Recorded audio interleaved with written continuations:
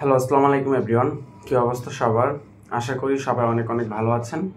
আজকে মূলত কথা বলবো 2025 সালে যারা নতুন করে ইতালি ভিসার জন্য আবেদন করেছেন কিংবা যারা সামনে আবেদন করবেন। আপনারা জানেন 2025 সালের সামনে আগস্ট মাসে কিন্তু আবারও আবেদন প্রক্রিয়া অবলম্বন করা হবে, অর্থাৎ 2025-এর যে ফ্লুসি, সেই ফ্লুসির আন্ডারেই আগস্ট মাসে আবারও তারা আবেদন করার সুযোগ দিবে। তো যারা ইতিমধ্যে আবেদন করেছেন কিংবা আগামী আগস্টে আবেদন করবেন, তারা অনেকেই জানতে চান 2025 সালে নুলস্তা পেলে কি ভিসা হবে কিনা বা ভিসার সম্ভাবনা কী পরিমাণ রয়েছে।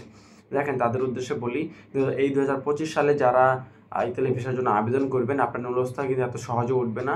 অন্যান্য বছর আমরা দেখি আমরা আবেদন প্রক্রিয়া শেষ হওয়ার 1 মাসের মাথায় কিন্তু নুলস্তা বের হওয়া শুরু হয়ে যায় এবং 2 মাস পার হওয়ার পর বা 2.5 মাস পার হওয়ার পর প্রচুর পরিমাণে কিন্তু নুলস্তা তারা দেওয়া শুরু করে। কিন্তু এই বছর আমরা দেখতে পাচ্ছি আবেদন প্রক্রিয়া শেষ হওয়ার প্রায় কিন্তু 4 মাস হয়ে যাচ্ছে। কারণ ফেব্রুয়ারি 2 তারিখে আবেদন হয়েছে এবং আজকে কিন্তু 25 তারিখ, অর্থাৎ আর 7 দিন পর কিন্তু 4 মাস পুরো হবে।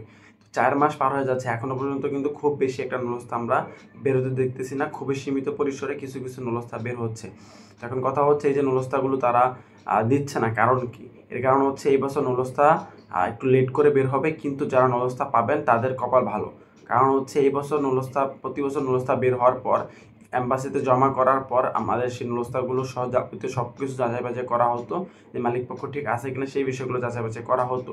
তবে এই বছর নুলস্তা বের হবে খুবই কঠোর নিয়মে, সব কিছু যাচাই বাছাই হবে আগে, অর্থাৎ আপনার মালিক পক্ষ ঠিক আছে কিনা বা আপনার যে ডকুমেন্টগুলো দিয়েছেন সেগুলো ঠিক আছে কিনা বা হচ্ছে আপনার পাসপোর্টে ভ্যালিডিটি আছে কিনা, এর পাশাপাশি মালিক ঠিকমতো সকল সুযোগ সুবিধা আপনাকে দিবেন কিনা, মানে এরকম মালিকের থেকে স্ট্যাম্প স্বাক্ষর নেওয়া হবে। এছাড়া আপনার হচ্ছে মালিক পক্ষ যে সরকারকে ট্যাক্স ব্যাট সেগুলো সঠিকভাবে দেয় কিনা, মানে সকল ডকুমেন্ট যাচাই বাছাই করে তারপরে এক একটা করে নুলস্তা তারা ইস্যু করবে। তো এখন যারা নুলস্তাগুলো পাবেন তাদের লাক ভালো, কারণ আপনাদের সকল ডকুমেন্ট যাচাই বাছাই হয়ে গেছে, আপনাদের ভিসা রিজেকশনের কোনো কারণ নেই।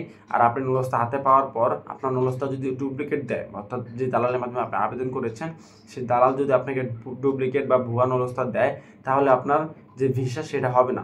হ্যাঁ, আপনাকে তার অ্যাপয়েন্টমেন্টই দিবে না। তো আপনার ভিসা রিজেকশনের কোনো চান্স নেই, মানে অ্যাপয়েন্টমেন্টে যদি না পান সেক্ষেত্রে আপনার ভিসা রিজেকশন কীভাবে হবে? আপনি যদি অ্যাপয়েন্টমেন্ট পান, আপনার নুলস্তা পাওয়ার পর অ্যাপয়েন্টমেন্ট যখন পাবেন তখন আপনি শিওর থাকবেন যে আপনার নুলস্তা অরিজিনাল। আর অরিজিনাল নুলস্তা থাকা মানে অ্যাম্বাসি আপনাকে ভিসা দিতে বাধ্য, কারণ সকল ডকুমেন্ট কিন্তু ইতালি থেকে যাচাই বাছাই হয়ে গেছে। এখন আর ইতালি অ্যাম্বাসি কোনো যাচাই বাছাই করবে না। তার মানে আপনি বুঝতে পারতেছেন যে আপনার নুলস্তা পাওয়া মানেই আপনার ভিসা কনফার্ম।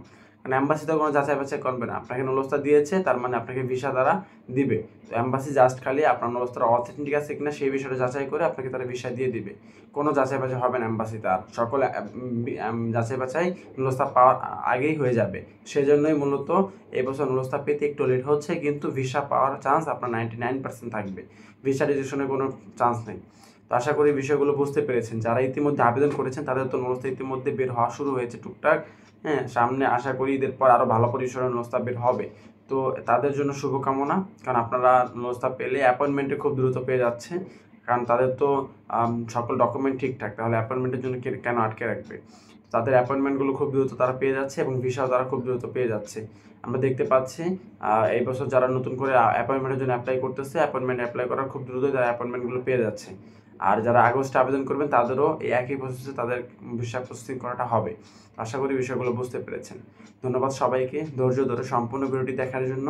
যারা এই পর্যন্ত আমাদের নিয়ে এসেছেন তাদেরকে অসংখ্য ধন্যবাদ। আর যারা নতুন করে আমাদের ইউটিউব চ্যানেলে ভিডিওটি দেখতেছেন অবশ্যই ইউটিউব চ্যানেলটা সাবস্ক্রাইব করে রাখবেন। আর ফেসবুক পেজ থেকে দেখলে অবশ্যই ফেসবুক পেজটা লাইক করে ফলো করে রাখবেন। ধন্যবাদ সবাইকে। আসসালামু আলাইকুম।